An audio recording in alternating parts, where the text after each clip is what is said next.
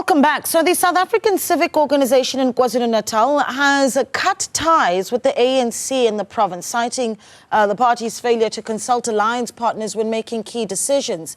It describes the alliance as dysfunctional and non-existent. Well, Sanco's KZN Secretary, Mr. Sizwe Cele, joins us now to explain their position. Mr. Cele, good evening to you. Thank you so much for joining us. I want to start with this. Cutting ties with the ANC, what does that mean?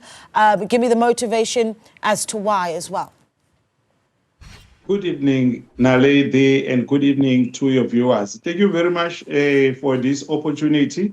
Yes, indeed, the PEC of Sanco in KwaZulu-Natal have taken a decision to cut ties with the ANC in KwaZulu-Natal. That follows a number of new attempts to get the ANC to come to the table to sit down with the alliance in KwaZulu-Natal. That is not only Sanco, it's Sanco, SACP, and COSATU, which are alliance partners with the ANC, who've been wanting to sit down with the ANC since the end of last year, and that has not happened. This last, on the 1st of November, Sanco PEC took a resolution that this alliance that we've got with the ANC in KwaZulu-Natal is dysfunctional. So we must just formalize the situation by formally cutting ties with the ANC and not attend any ANC programs. And we are not going to be inviting ANC to our programs. In any case, they were not attending to our programs, even if we invite them. Does the cutting, let me step in there. Apologies, Babukele, because I'm trying to also maximize on time. So when you cut ties with the ANC, are you cutting ties with the alliance? No, only with the ANC in KwaZulu-Natal. You know what is interesting? Sanco, SACP, and COSATU continue to have their joint program. It's only the ANC in KwaZulu-Natal which is not part of the alliance, which is not attending meetings. However, the ANC has a political responsibility of being a leader of the alliance. When the ANC goes to the elections, to contest elections, it's not only doing that on behalf of the ANC, but it's doing it on behalf of the alliance. It must be remembered that this year, on the 13th of June, the three alliance partners called for a media briefing. We held a media briefing here in Durban, where we expressed publicly our dissatisfaction, the manner in which the ANC in KwaZulu-Natal has failed to lead the alliance, which means they are responsible for the dereliction of duty. They failed to provide the leadership that they were supposed to do. That includes the failure for them to convince the alliance before the elections. These last elections we went through, we never sat down as the alliance to sit down and have a strategy. The consequences of that was the 17% that the ANC ended up achieving. It because we never had a plan for the alliance. We called for the ANC even after the elections. The three of us, we called through the office of the provincial secretary of the ANC to say, come, after the election, let's sit down and strategize and see how do we formulate the government together. The ANC never came to us. Instead, the ANC went to sit with the DA and the IFP. The ANC will only invite us in the ANC PEC extended meetings. What does that mean? It means we'll be attending the ANC meetings in a room full of 80 plus ANC leaders and only to have 5 or 6 Sanco leaders. Sanco, the PEC of Sanco KZN said, no, we can't be going to such meetings. When we're talking about meetings with the ANC, we're talking about what is called secretariat meetings, or we're talking about meetings of the officials, or else we're talking about PEC to PEC meetings. So the ANC basically, we are frustrated as Sanco because we continued to campaign for ANC even after the elections. Yeah, talk to me about... apologies. Sorry? Talk to me about what the interactions that you've had with the SACP and COSATU look like when you raise some of these issues. If there's a sense that those two bodies in KZN are in agreement with you, and then you raise the issue about failure to meet with you for over a year to consult on key decisions. What are some of those key decisions that you feel the ANC and KZN has not given you an ear on? Yes, this is a very important question. When we last had a meeting with the ANC as alliance partners, PEC to PEC, we had 4 PEC of all these parties sitting together last year around 30 July in 2023. We took some resolutions which said these resolutions must be implemented towards the elections. The resolutions which were talking to service delivery, which was going to assist the ANC to win the elections. But the task was given to the Secretariat to ensure that they hold those ANC employees in government to account in terms of implementing the service delivery issues which the people on the ground were complaining about. We never continue as the alliance to sit down and to implement that. And the blame is we're putting the blame on the provincial secretary of the ANC, because he is the one who was tasked together with us as the alliance to say the 4 secretaries of these alliance partners must sit down and implement these resolutions. Those resolutions are important to us at Sanco because they are talking bread and butter issues of the people. They are talking issues of service delivery. They are talking issues of water. They are talking issues of job creation. Those issues are still pending up until now. We've been saying to ANC, come talk to us. We see you being more cordial with the DA and the IFP more than being cordial with us as your alliance partners. All that we want from the ANC is for the ANC to call us to the meeting and sit down, because when we vote them, we vote the ANC on the basis that they will be able to account to us as Abahlali. If the ANC is not sitting down with us as the leaders of Abahlali and as the leaders of Abasebenzi, who are they accounting to? Are they accounting to the opposition parties? So that is the only thing that we have a problem with. As a result, we've said, because we don't achieve the purpose of having an alliance with the ANC, that's why we campaign with the ANC. So the PC of Sanco said, no, let's escalate the matter to the national office. We have escalated the matter to our General Secretary, Comrade Mike Sok, and we've asked him to speak with his national counterpart, Comrade Fikile Mbalula, to come and intervene here. Has that conversation happened at national level? It has only happened within Sanco at national level, but I've spoken to the General Secretary of Sanco.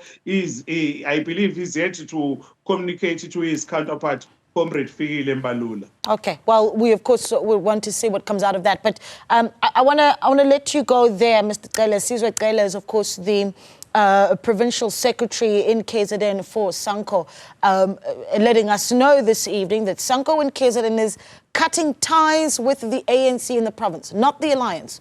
The ANC, an interesting point there when you consider, of course, that the ANC is the leader of the alliance, and of course representing the ANC and listening in to that discussion is Mafika Mndebele, who is the spokesperson for ANC KZN. Mr. Mndebele, a good evening to you. According to the provincial secretary of Sanco, there has been a failure to meet them for over a year and to consult on key issues, some of them being service delivery. Sanco feels that you're not listening or hearing them out. What do you say to that? Evening, Naleti, to you and your listeners.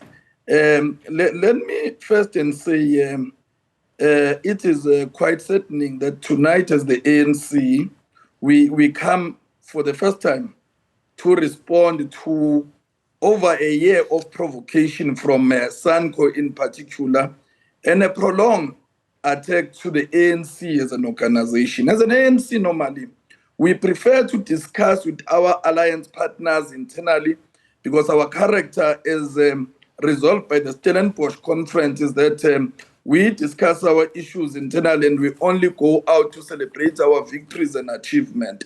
But today we are forced to put the record straight. The issue of Sanco and their challenges has nothing and absolutely nothing to do with the interest of the people. I would have preferred that we discuss with Cele here, because he as well knows the truth. He knows the truth that when they took over as the leadership of Sanco, they were regular alliance secretariats, and after that there were 2 alliance council that were convened. Alliance council involve all office areas of alliance partners, and then there was an alliance summit where all of us sat down develop a comprehensive program of action to respond to the plight of our people. Yeah. Among other things, we said, eThekwini has challenges, and then we develop a joint program with the Alliance. We went there on the ground. But ask me, where did we did not see eye to eye with the Alliance? And you can go on record about this and check all the public record. The only problem started after the provincial list conference. In a provincial list conference, the provincial secretary of Sanco insisted that we take him from where the branches put him and put it right on top of the list. Willis Mkhunu was still a member of the ANC and the chair of the committee, and as an independent committee presided over that committee. Willis read the rules that to do that, we need to vote and he must obtain a particular number of percentage. After voting, the provincial secretary of Sanco did not get that particular percentage. Immediately thereafter that, the provincial secretary of Sanco used the announcement of the former president, President Jacob Zuma, that he will be voting Mkhonto, to say to the ANC, if we do not hit to the call, they will, if we change the list, they will ask Zuma to then consider the decision. We said to as the leadership of the ANC, we must take principled decision. Yeah. And then we shut him down on that particular matter. After that, I'm about to finish because it's important that we highlight these Sure, we're listening, yes. issues. Then after that, the provincial secretary of Sanco met our officials and then says, fine, well and good, I was unable to be in the list. Can the ANC in the province speak to President Ramaphosa, use 91(3)(c) of the Constitution so that I at least be appointed in the cabinet? Because we as Sanco feel that you cannot neglect our secretary. We said to them, that will be an unprincipled stance because there is Sanco that is existing at national level. And then the last straw, you will remember that when we lost PG, the provincial leadership of the ANC had to go and receive his remaining in the Kako. I went there, and for the first time, the provincial secretary was late because he was held in the meeting with Sanco.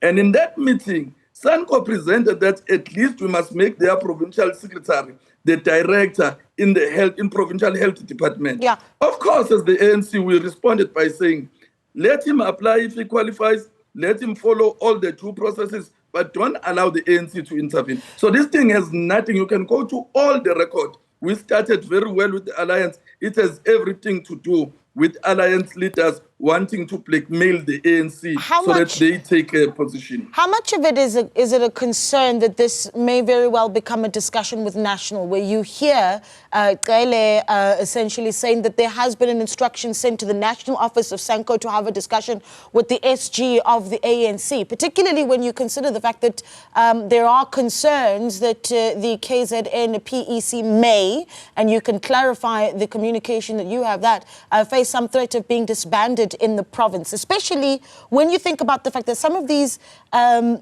dissatisfactions have also been raised by the SACP and COSATU. So is that a concern that this is going to national office? No. I think the first thing is that as the ANC, if we can involve the national office, we can be very happy, because the national office will on itself see that, let me make one example that involves the national office, that immediately after the general election, the national office convened a meeting where they required all the alliance partners and everyone to come and reflect. Sanco was no-show in that meeting without apology, and they were very clear that they were not going to attend that particular meeting. But beyond that particular issue, look, our view is that the provincial leadership of Sanco is just pulling a stance to blackmail us so that they benefit individually in the cause of our revolution. I'm making one example.